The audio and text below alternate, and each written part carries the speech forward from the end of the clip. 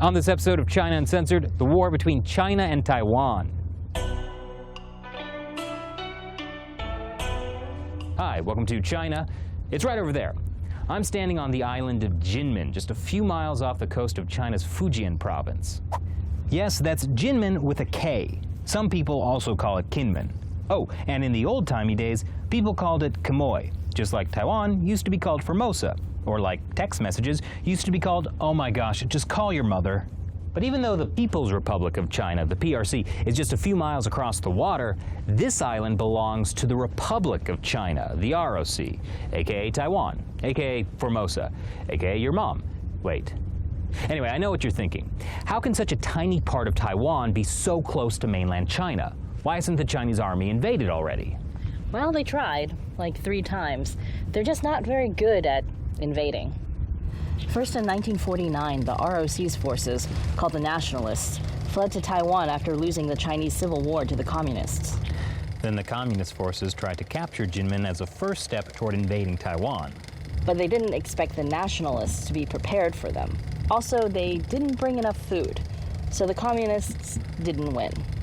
Then between 1954 and 1955, the Communist Army shelled Kinmen to test if the United States would really back the Nationalists.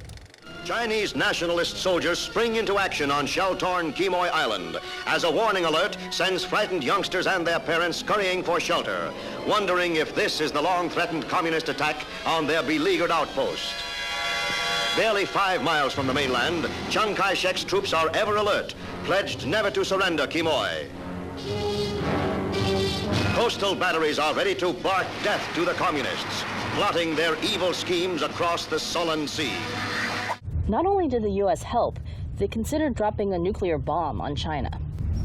Wait, forget the nuclear bombs. Let's go back to that newsreel. Plotting their evil schemes across the sullen sea? That's amazing. Why don't reporters talk like that these days? Really? That's what you got out of that? No. Carry on. Anyway, only 3 years later, the PRC tried to invade Kinmen again. Suddenly, the Chinese nationalist offshore island of Quemoy has become the red-hot target for communist artillery. On August 23, 1958, the communists started bombarding Kinmen, which became known as the 823 artillery battle. In fact, they shelled Kinmen for 44 days and dropped 470,000 artillery shells on the island.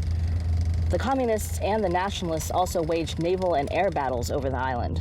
We spoke with Li Shisheng, who was in the local militia defending Kinmen.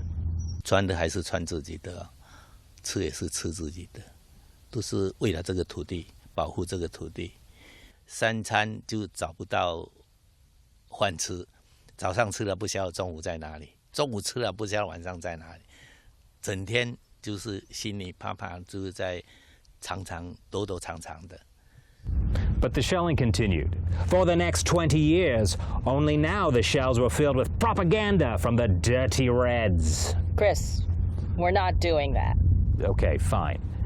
Anyway, while Americans were watching Star Wars or dancing to Saturday Night Fever, the Communist People's Liberation Army was still firing on Kinmen 3 to 4 times a week.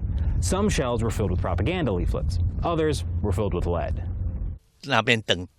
听到声音的砰一声，就赶快躲在那个防空洞那边。那个时候，我们老百姓听的这个炮弹是往哪一个方向打，我们都听得很准。比如说是厦门的，或是这个大邓、小邓，还是尾头这边打过来的时候，我们都知道哦是哪里打的，哪一个方向打到哪里，差不多我们都知道。 That's why locals built these underground concrete tunnels and bunkers that connect all the houses, even under this Qing Dynasty-era school. And they also acquired all of these weapons.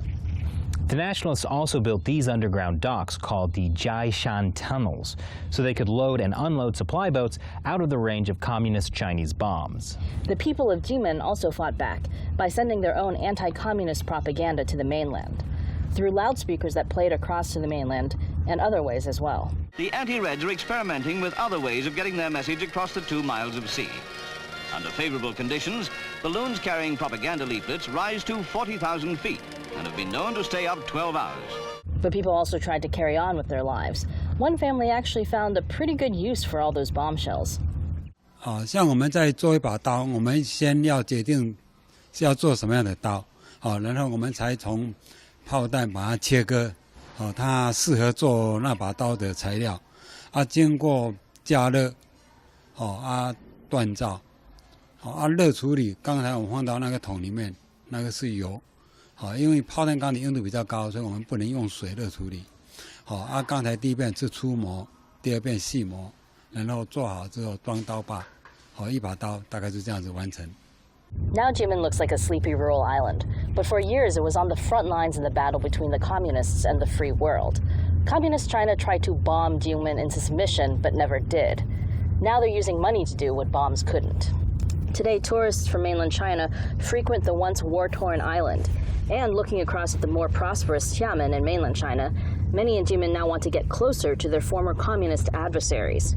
There's even talk of building a bridge between Jinmen and the mainland. So what you're saying is the Taiwan side stopped the propaganda war too soon?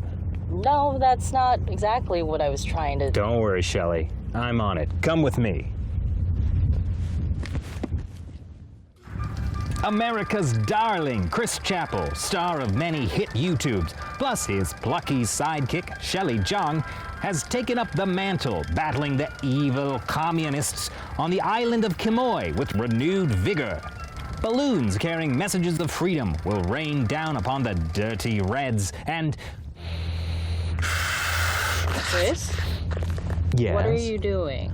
Oh, I was, putting messages of freedom inside a balloon. It's the 21st century. Pieces of paper inside balloons aren't going to help anybody. You're right. I'll use modern technology. A flash drive.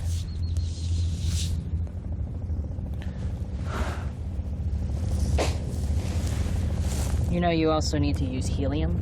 Oh.